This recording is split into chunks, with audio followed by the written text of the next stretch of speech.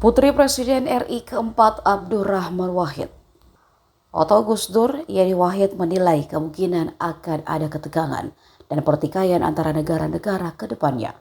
Dan ia merasa hanya Prabowo Subianto yang bisa menghadapi itu.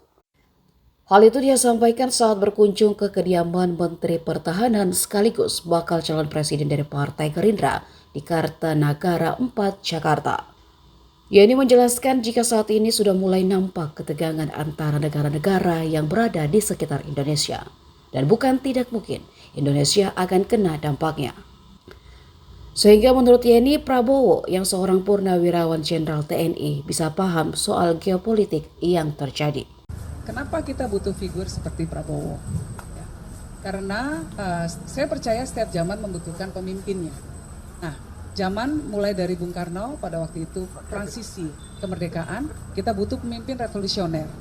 Lalu Pak Harto, kita butuh pemimpin yang membangun pasca kemerdekaan. Pak Habibie, beliau memberikan imajinasi tentang negara yang berbasis teknologi. Gus Dur memberikan fondasi tentang demokrasi dan kesetaraan untuk semua, keadilan sosial bagi seluruh warga Indonesia. Bu Mega kemudian mengedepankan populisme dalam kebijakan pemerintahan beliau.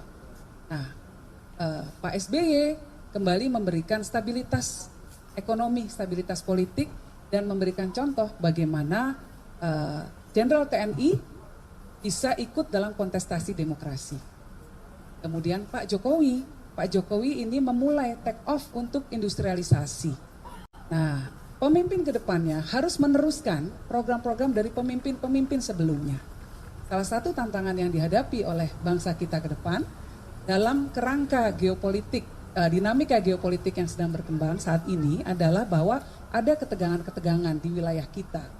Letak Indonesia ya yang dekat dengan negara-negara yang punya potensi pertikaian tinggi.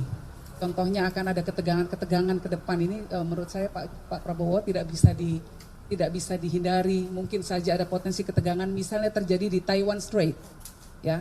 Kalau itu terjadi ketika ada negara yang melakukan move di sana secara navigasional, itu kemudian akan berdampak kepada pasokan rantai global.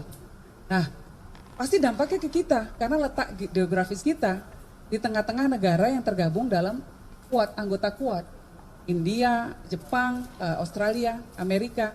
Nah, pemimpin yang akan memimpin Indonesia ke depan harus mengerti dinamika geopolitik. Orang yang harus punya kemampuan strategic thinking.